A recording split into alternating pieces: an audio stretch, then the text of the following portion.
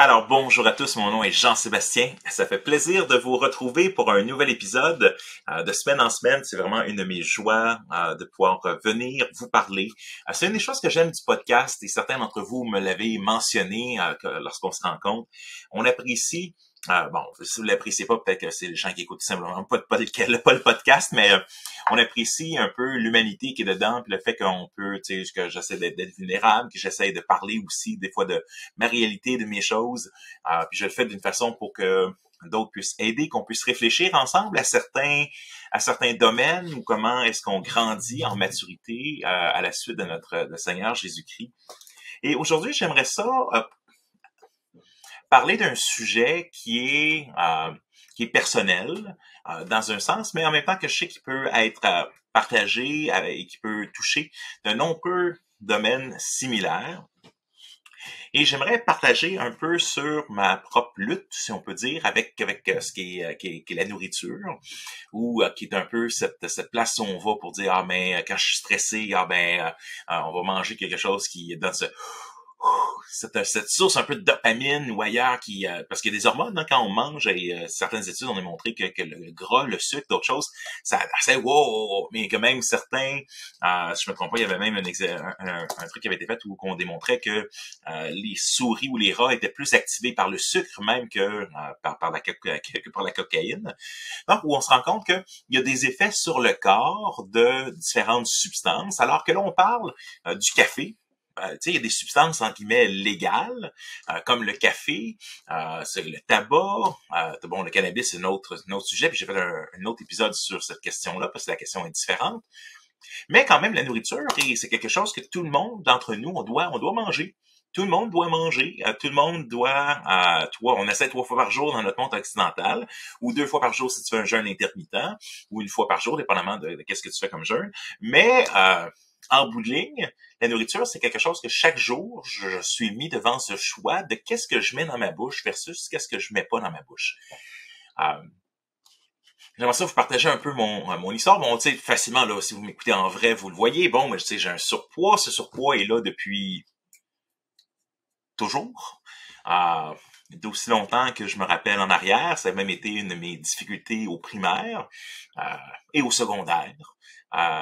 Où je me suis fait intimider à cause de mon poids, où les gens riaient de moi, les gens même faisaient des dessins de moi dans différentes situations pour rire de moi, pour m'insulter. Fait que je suis quand même grandi avec cette idée de ben oui, je suis en surpoids, puis que le regard des gens sur moi, j'ai toujours pensé que ça enlevait aussi une certaine crédibilité en tant que leader, de dire, mais là, s'il est pas capable de gérer sa propre santé, comment est-ce qu'il peut m'aider à gérer d'autres domaines de ma vie? Comme dans beaucoup de domaines ou beaucoup de choses, des fois, je me rends compte que c'est pas tellement un problème d'information, parce que je me suis informé beaucoup, j'aime lire sur plein de choses, mais souvent, c'est comment est-ce qu'on passe à l'action. Fait que des fois, notre problème, c'est pas de lire un livre de plus, c'est pas d'aller chercher une information de plus, c'est de dire, mais comment est-ce que je mets ça en pratique? Comment est-ce que les choses que je sais, ça peut faire une différence pour mettre ça en pratique? Je suis né dans une famille québécoise de souche assez sédentaire, disons-le ainsi. C'est-à-dire qu'on faisait pas beaucoup d'activités physiques. Et même dans notre famille, aller prendre une marche, c'est pas une activité. On sortait pas beaucoup non plus, on n'était pas dans des chalets, on prenait même pas des vacances vraiment à l'extérieur. On restait chez nous, on faisait des affaires. Mais donc, fait que ça a été assez sédentaire, puis j'ai jamais été vraiment encouragé, je vous dirais, à jeune enfant, à faire divers sports. Oui, bon, on aurait aimé ça que je puisse patiner pour que je devienne un grand joueur de hockey, mais ça à glace, je restais debout à 5 ans, puis je ne l'ai pas bougé. Ça a fini ma carrière à ce moment-là. Mais sinon, j'ai joué au baseball. Mais le baseball, ben tu sais, c'est ce qu'on appelle le sport des crises cardiaques. Là. Désolé pour ceux qui aiment le baseball, mais tu restes tranquille pendant bien longtemps, puis d'un coup tu cours comme un défoncé. Puis, mais la réalité, c'est que j'ai pas joué des sports régulièrement. J'ai fait du judo aussi peut-être une année, mais ça a toujours été des choses comme assez courtes. Et je vous dirais que ça, c'est une chose que je regarde en arrière. Puis bon, si jamais t'écoutes, maman, je t'aime beaucoup, là. C'est pas la question. Mais on n'a jamais encouragé une saine nutrition dans ma famille. Ça n'a pas été ce qu'on mange, ce qu'on aime manger. Tu sais, on s'habitue à manger certaines choses. C'était pas sur le radar du tout. Et ça, je vous dirais, c'est une des choses que je trouve dommage de mon enfance. Dans ça, j'ai pas été maltraité, mais c'est de dire que ces valeurs-là, ou cet enseignement-là, de dire, OK, c'est quoi bien manger, c'est quoi... Parce qu'un enfant choisit pas, à la limite, qu'est-ce qu'il mange. Ben, il se fait servir ça, il le prend. Mais à un moment donné, il finit par demander les choses qu'il est habitué.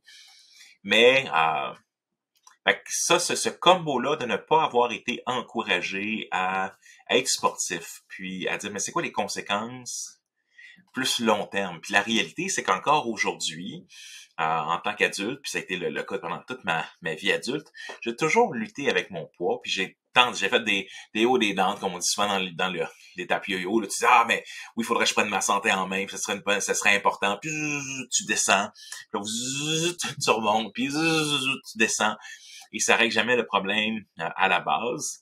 C'est-à-dire, ben, OK, pourquoi est-ce que on a ben, on a une dépendance à la nourriture. Je trouve ça toujours un peu drôle comparativement à d'autres substances, parce que la nourriture, tout le monde est dépendant à la nourriture, dans ce sens, tout le monde a besoin de nourriture. Sauf par contre, peut-être la dépendance, elle est là davantage au sucre, au gras, aux diverses choses comme ça, qui fait que c'est à la nourriture qui est processed.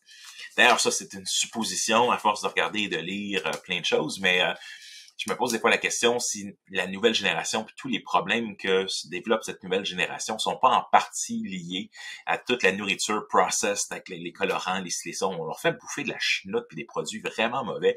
Est-ce que, on n'a pas de preuve de des, tu sais, 1980, là, on était les premières générations avec les colorants, avec les silésas puis l'industrialisation. Puis on se rend pas compte de combien récent c'est dans l'histoire de l'humanité que tu vas dans un supermarché géant puis que tu as plein d'affaires dont la majeure partie peut rester super longtemps puis tu sais, c'est dans un zombie apocalypse, là. Il reste longtemps sur l'étage, puis tu peux y manger des années d'après, il y a un problème. Mais tout ça pour dire qu'on peut, on est dépendant de la nourriture du fait qu'on en a besoin, mais qu'on peut devenir dépendant à certains types ou à certains comme il y a un cue, mettons, t'es stressé ou autre, la réponse ou la récompense même qu'on se dit, ah mais là, c'est le temps pour un crème glacée, tu sais, ou c'est le temps pour un Big Mac, ou c'est le temps pour un...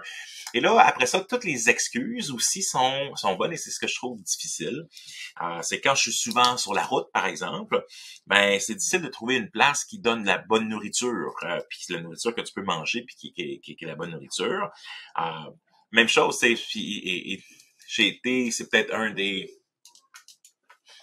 c'est faux. C'est-à-dire, c'est une fausse réflexion, c'est une mauvaise réflexion de dire, mais si je pourrais aller au restaurant, là, ben là, je vais certainement pas acheter une salade, là.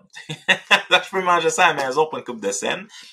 Fait que cette idée que parce que tu es au restaurant, ben là, tu devrais. Ou cette fameuse, tu le mérites, tu sais, à quelque part, ah, mais ouais, j'ai une grosse journée, ah, j'ai été efficace. Mais là, tu te rends compte que tous les jours, ou presque, il y a quelque chose. Ah, mais là, je sors telle journée, je suis sur la route.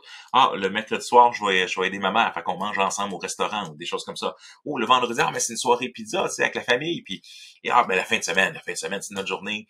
Et là, tu te dis, ben, ta minute, là, il y a toujours quelque chose, c'est toujours la fête à quelqu'un, c'est toujours, fait que les excuses, là, il y en a plein. Sauf que si j'avais à créer, là, puis je dis pas que le monde que Dieu a créé est pas parfait, là, mais dans le sens, si j'avais à créer un monde, là, moi, ce que je créerais, une différence que je mettrais dans ce monde que je créerais, là, c'est que peu importe ce que tu bouffes, il n'y a pas de calories. Tu peux bouffer autant que tu veux, ça change absolument rien, ça transforme absolument rien. Mais la réalité, c'est pas dans ce monde-là qu'on vit. Puis, il y a peu de place qui est aussi vrai que dans la nourriture qu'on mange, puis dans l'exercice physique qu'on fait, que l'on récolte ce que l'on sème. Et c'est vrai que c'est pas le trio Big Mac ou le trio Poutine que tu manges un soir qui fait la différence, c'est l'ensemble de ta vie de tous les jours. Je me rappelle, au cégep, c'était économique, il y avait sur le bord du coin, il y avait un petit resto qui donnait des trios vraiment pas chers, qui étaient un meilleur que la cafétéria, puis 2 meilleurs prix. Je me rappelle, mon repas de toutes les fois toutes les midis que j'étais au cégep, c'était 2 hot dogs puis une frite, là, ça venait de finir là. Puis, et donc des années accumulées, cette nourriture qui est pas bonne a des impacts sur le corps, des impacts sur les habitudes, des impacts sur la santé. Et je me rappellerai, il y a peut-être, bon, ça fait peut-être même déjà 5, 6, 7, 8, 8 ans, où les check-ups au médecin me disaient, mais le médecin, écoute, fais attention, faut que tu fasses des changements, t'es prédiabétique. Oh, ça fait ça. Puis je me rappelle l'avoir appris le jour de le jour de l'Halloween, ou le jour avant de l'Halloween. Là, genre, ok, je vais faire l'Halloween, puis après ça, tu sais, après ça, je vais changer des choses. Puis les années passent, puis on est, ben non, mais t'es rendu diabétique.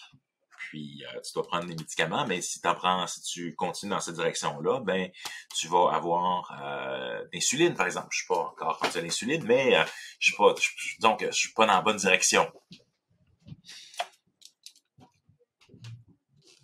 Puis là, tu commences à avoir mal à différentes places parce que le diabète de type 2, du moins, si vous n'êtes pas familier, grosso modo, c'est que le corps n'est plus capable de gérer le sucre. Et ce que ça fait, grosso modo, c'est que le sucre doit aller quelque part. Fait que le corps envoie, grosso modo, les déchets et le sucre dans toutes les parties de ton corps. Et les premières places que ça fait, c'est les pieds.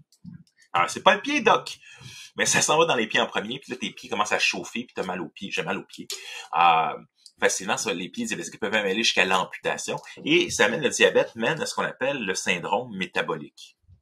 Le syndrome métabolique, c'est essentiellement que ton corps complètement shut down. C'est pour ça que après les pieds, c'est les yeux qui tu commences à voir de moins en moins bien. Ça, c'est si tu as un diabète qui est pas contrôlé. En fait, la science nous a démontré, c'est ce qu'on voit dans les dernières années, que le diabète de type 2, pas le type 1, mais le diabète de type 2 peut être complètement réversible. C'est-à-dire que tu peux devenir à être non diabétique. Point. Pourquoi? Parce que le problème, c'est que si on traite, mais malheureusement, le diabète est souvent traité dans le milieu médical comme quelque chose d'incurable. On va dire, ah, mais si tu commences à prendre la médication, mais tu vas avoir cette médication toujours. Puis on traite les symptômes, puis on sait que le patient va aller de moins en moins, parce que le bien que je veux, je le fais pas, le mal que je veux pas, je le fais, mais c'est vrai dans la bouffe aussi. Fait que il y a pas une grande espérance que les gens vont être capables de traiter ça, parce que dans le fond, ils ont mangé mal toute leur vie. On va pas apprendre un nouveau singe. On va apprendre des nouvelles grimaces à un singe, un vieux singe. Fait que le syndrome métabolique fait que les diabétiques vont de moins en moins bien, particulièrement s'ils continuent de manger exactement comme s'ils mangeaient avant, alors que ben, t'accumules, puis t'accumules, puis t'accumules, puis t'accumules, puis t'accumules. Fait que je dirais, avec ça vient aussi une honte de dire, ben oui, je suis gros. il y a cette dimension-là. Mais une honte de dire, pour moi, c'est une honte de l'échec. Si je suis honnête, à chaque fois que je prends mes médicaments le matin et le soir, c'est un rappel pour moi que j'ai pas réussi à cette fois-ci encore, ou ce mois-ci encore, à aller dans l'autre direction, à changer mon alimentation, à changer mes habitudes assez pour que ce soit vraiment un changement durable. Et pourtant, les temps où j'ai été sur une longue période à perdre du poids, à faire plus d'exercice, et là vient une prochaine crise. Pendant ce temps-là où tout allait bien, là, je veux dire, tu te sens vraiment mieux. Et c'est ça qui est incroyable, c'est que tu te sens pas bien, plus après avoir mangé ou c'est un rush, je me sens bien, puis après ça, c'était quand même, non. Je suis passé à côté de quelque chose qui a un impact, puis j'ai beau avoir fait même des lettres, des réflexions, de dire, mais pourquoi est-ce que je veux être là, puis je veux être là pour mes enfants, puis je veux être là le plus longtemps possible, puis je veux être là en santé, puis je veux être là. Alors, on n'a rien de tout ça, là. M'a donné assez de motivation pour changer de façon définitive mes modes de vie. Un des... je sais pas où est-ce que je l'avais vu, mais ça m'avait tellement frappé comme appellation, mais ça me frappe encore, ça me fait encore réfléchir aujourd'hui. Essentiellement, un diabète non traité comme je fais, puis que je continue à manger des mauvaises choses, des trucs comme ça, mais c'est essentiellement l'équivalent d'un suicide par nourriture. Les termes sont super forts, mais en bout de ligne, c'est l'autodestruction. C'est que le diabète de type 2, c'est essentiellement la bouffe devient du poison. On a tellement abusé de la bouffe. Encore une fois, diabète de type 2, type 1, tu nais avec ça souvent, ou c'est développé, puis ça n'a pas les mêmes causes du tout. Mais diabète de type 2, essentiellement, ben la nourriture devient du poison. Fait que tu peux être dans une soirée avec les autres, puis les autres se rendent pas compte, puis tout le monde prend quelque chose, puis toi, mais le fait de prendre la même chose que toutes les autres, mais ça devient du poison, puis t'es en train d'empoisonner ton corps et ta santé avec ces choses-là. Fait que, en bout de ligne, là, si on réfléchit, mais Jésus disait, on est esclave de ce qui domine quelqu'un. La personne est esclave de ce qui le domine. Ben, jusqu'à un certain point, ben oui. Mais pour moi, la nourriture puis le surpoids, ça a été c'est une forme d'esclavage, c'est une forme de chose que je désire, que Seigneur aide-moi à être libéré de cette chose-là. Puis en bout de ligne, ben, c'est que je retrouve pas toujours, j'ai pas le réflexe de me tourner vers Dieu. Il y a des moments où on se tourne vers Dieu, mais quand il y a ce stress-là, où on se dit, oh boy, et c'est une des réalités dans la vie pastorale. Ça m'est arrivé de vivre une grande crise pastorale à un moment donné, il y a une quinzaine d'années. Puis, j'ai pris 30 livres en quelques mois. C'était terrible. Évidemment, le stress était fort. Puis là, tu te dis, wow. Fait que le stress, comment on réagit à ce stress-là? Mais il y a quelque chose où, non, je trouve pas il faut que je me tourne vers Dieu pour avoir ce repos-là. Puis de réaliser que c'est une illusion. Et peu importe c'est toujours une illusion. C'est qu'est-ce qu'on désire réellement derrière. Vous savez, il y a ce verset qui dit, que j'aime beaucoup, soit que vous mangiez, soit que vous buviez, soit que vous fassiez quelque chose autre, faites tout pour la gloire de Dieu.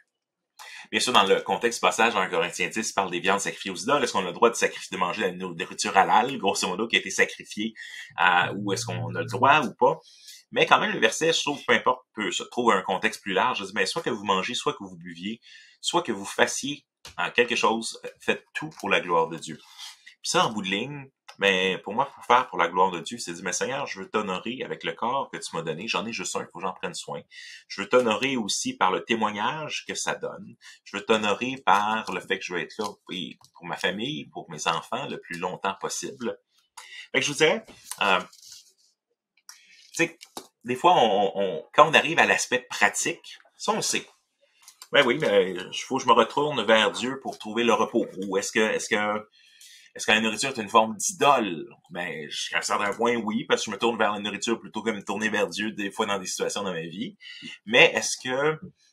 mais après ça, je fais quoi? C'est quoi de me tourner vers Dieu? Ben, je peux prier, je peux prendre du temps, mais c'est là que je pense que des fois, on s'arrête trop tôt dans le concept, mais il faut que Jésus ait la réponse.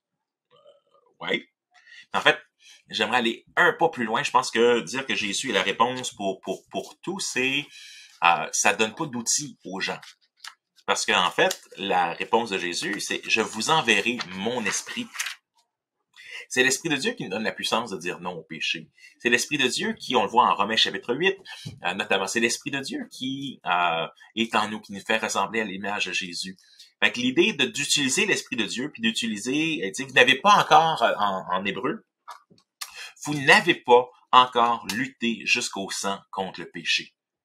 Puis là, en hébreu, il dit, relève tes manches, là, puis arrête, replace les genoux qui sont chancelants, c'est le temps. Fait que ça enlève pas que même dans des situations comme ça, c'est pas juste de dire, ben, tourne-toi vers Jésus, le problème est là. Non, il dit, on peut le voir en hébreu, je pense que ça vaut la peine de lire le passage. En hébreu, je pense que c'est chapitre 13.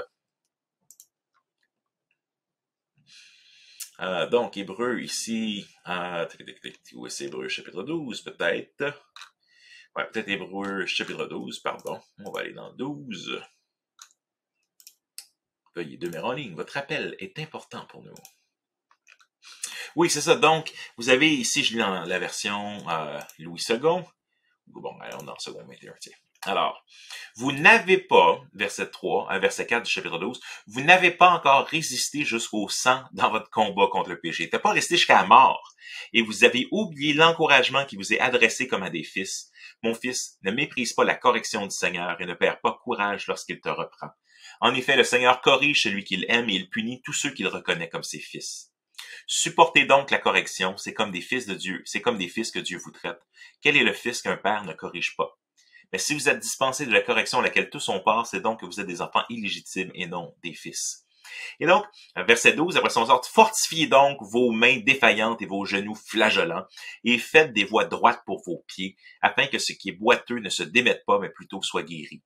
Recherchez la paix avec tous et la progression dans la sainteté sans laquelle nulle personne ne verra le Seigneur. Veillez à ce que personne ne se prive de la grâce de Dieu. Et donc, on a dans Hébreu, oui, tourne-toi vers Jésus, puis ça le dit justement, gardez les yeux, en verset 2, faisons-le en gardant les regards sur Jésus qui fait naître la foi et l'amène à la perfection. Donc, ça dit, garde les yeux sur Jésus. Fait que oui, Jésus est la réponse, mais après ça, le Saint-Esprit est ce que Jésus nous donne. Puis là, il nous donne des commandements à faire par la puissance du Saint-Esprit. Fait que je dis ça pour corriger souvent cette idée, parce que souvent on dit, mais Jésus, ben oui, mais Jésus, lui, il nous dit quoi? C'est pas juste pointer à Jésus. Jésus, il a dit quelque chose. Puis Jésus dit, mais je vous donne mon esprit, je vous donnerai un consolateur qui est de même nature que moi. Et donc, le Saint-Esprit est là. Puis je pense que c'est ce qui manque un peu qu'on n'arrête pas de dire qu'il faut être centré sur Jésus. C'est que Jésus nous parle d'une vie qui est spirit-powered. Le Nouveau Testament nous parle d'une vie, il n'y a pas de beau mot, qui carbure par le Saint-Esprit. C'est le Saint-Esprit qui fait la différence dans la vie du croyant. Bien sûr, c'est ce que Jésus fait à la croix, mais on comprend que l'action de la Trinité dans le salut, bien, la part où le chrétien doit ne pas mépriser la correction, doit résister jusqu'à la mort dans son combat contre le péché, puis qui doit fortifier les mains, on se relève les genoux, on se relève les manches, puis on se replace les genoux, puis hop, l'épaule qui est disloquée. Ben, ça laisse persévérer dans ça, rechercher la paix avec et la progression dans la sainteté, ben c'est toutes les choses qui sont demandées. Mais regarde, tu vas peut-être me prendre du travail, des œuvres du Saint-Esprit, des œuvres de charité pour arriver à vaincre. Et un des trucs dans ça, ça nous dit en Jacques chapitre 5, confessez vos péchés les uns aux autres afin que vous soyez soi-disant guéris, libérés, sauvés. Mais il y a quelque chose à partager avec d'autres, à se tenir redevable avec d'autres, de ce combat contre le péché. En fait, ce que j'aimerais suggérer pour cet épisode, vous savez, au début de l'année, je me suis amusé avec un No Spend Challenge, donc un défi zéro achat que j'ai fait pendant environ 3 mois. Puis j'ai été surpris de combien c'était intéressant parce qu'une fois de temps en temps, je vous en donnais des nouvelles. Et donc, je me suis dit, hey, en réfléchissant à dire, mais OK, c'est quoi l'impact? Comment est-ce que je peux me mettre dans un contexte qui va me motiver? Je vais le faire par la puissance du Saint-Esprit, mais qui va aussi me motiver d'avoir cette relation de redevabilité. Et j'ai trouvé que pourquoi ne pas, j'en parlerai pas toutes les semaines, mais pourquoi ne pas parler de ce défi que je vais me donner cette fois-ci? Et là, ça tombe bien parce que dans les 3 prochains mois, il n'y a pas de fête. J'ai pas, toutes les gens de ma famille, les fêtes sont clairées, parce que des fois, on a ces excuses-là. Et j'aimerais ça faire un défi, donc, de 3 mois. On repartit dans le défi d'un 3 mois. Un 3 mois, essentiellement, zéro sucre. Donc, zéro sucre, mais zéro gras, là, dans le sens sucre et gras. Voici les règles un peu de mes choses. Et là, surtout que alors que j'enregistre la semaine prochaine, je monte à Winnipeg pour une semaine. Et souvent en vacances ou en voyage, c'est vraiment les moments difficiles. Je monte pour une réunion de plusieurs jours des directeurs là, de notre mission. Et donc, mais déjà, je dis non, je commence maintenant, c'est assez. J'ai vraiment besoin de faire un reset. Si je fais pas de reset, je m'en vais vers l'utilisation de l'insuline, puis je m'en vais dans différentes choses que je veux vraiment pas. C'est le temps de mettre un stop à ça. Puis, je vous le partage, auditeurs. Pour vous encourager, que aussi, peu importe avec quoi tu luttes, mais relève-toi aussi, relève tes manches, remplace les genoux qui sont en place. Écris-moi un mot pour me le dire que toi aussi, tu veux embarquer dans un défi ça peut être 1 mois, 2 mois, 3 mois que tu aimerais combattre contre cette chose-là. Peut-être tu peux nous laisser savoir. Ça va m'encourager, moi aussi, de savoir qu'il y en a d'autres qui sont dans un processus comme ça. Mais donc, pour moi, zéro sucre, zéro gras, essentiellement zéro sucre ajouté, c'est-à-dire pas de dessert. Ça veut dire on rajoute pas de sucre dans les choses. Je vais pas aller là à la chasse aux sorcières en voulant dire si dans ma sauce à spaghetti que j'achète ou au magasin il y a un peu de sucre dedans, je vais pas courir après, mais on parle de pas zéro sucre ajouté. Et donc, et zéro gras aussi. Zéro gras, pour moi, ça veut dire quoi? Ça veut dire pas de friture. Ça veut dire pas de roteux, pas de frites, pas de choses d'aliments frits. Bien sûr, à la seule exception que je mettrais, c'est si je me retrouve dans un contexte où je suis chez des gens où, puis c'est ça qui est servi, je vais pas leur dire non, enlève ça de mon assiette, mais de façon générale, zéro sucre, zéro gras, que je sois au restaurant, que je sois dans des contextes, si c'est moi qui choisis ce qui est dans mon assiette, eh bien, je vais faire ce défi de 3 mois. Donc, zéro sucre, zéro gras, pour donner un coup de barre, briser ces liens-là aussi qui sont là, créer des nouvelles habitudes. Et je vous en donnerai donc des nouvelles de comment ça va. Mais je me disais, non, je pense que je vais utiliser cette plateforme pour parler de ce défi-là. Puis tu as peut-être ce défi-là ou un défi similaire ou un autre défi qui est quelque chose que tu dis, mais ça met un frein dans ma vie sur plusieurs aspects. Puis qu'est-ce qui va changer? Qu'est-ce qui va changer? Puis ça, c'est une bonne chose. C'est quoi? 10 choses que ça changerait dans ta vie de enlever cette mauvaise habitude-là. C'est quoi 10 effets de cette chose-là quand tu vas enlever cette habitude-là qui va faire que c'est différent? Alors, priez pour moi pendant ces... vous pouvez prier pour moi, pas juste pour ça, mais priez pour moi particulièrement pour ce défi 3 mois, 0 sucre et 0 gras. Ça va être un grand défi, mais j'espère que ça va être le point de départ d'un changement d'habitude, d'un changement de façon de vivre, de façon de vraiment me tourner vers le Seigneur dans des moments où je vais me sentir oh non, mais je vais aussi me souvenir que je vous en ai parlé puis que je vais devoir vous en reparler aussi ici et là pour vous dire comment ça va. Mais merci parce que la dernière fois avec le zéro dépense ça m'a aidé. Mais je pense que ça peut aussi aider au niveau de zéro sucre. Je pense que c'est un pas important de ce côté-là. Alors que le Seigneur vous bénisse les amis, qu'on se revoit la semaine prochaine pour un autre épisode là, de La foi vient de ce que l'on entend. Hey, salut! J'espère que tu as trouvé cette vidéo utile. Je t'invite à mettre un like, à t'abonner pour ne pas manquer aucun de nos prochaines vidéos. Aussi, si tu veux, viens visiter notre site web missionnel.org ou encore notre podcast La foi vient de ce que l'on entend. Puis si jamais il y a un sujet qui n'est pas là et que tu aimerais, écoute, suggère-le. Ça va nous faire plaisir de travailler là-dessus puis de voir comment on peut continuer à servir les églises et le corps de Christ. Que le Seigneur te garde.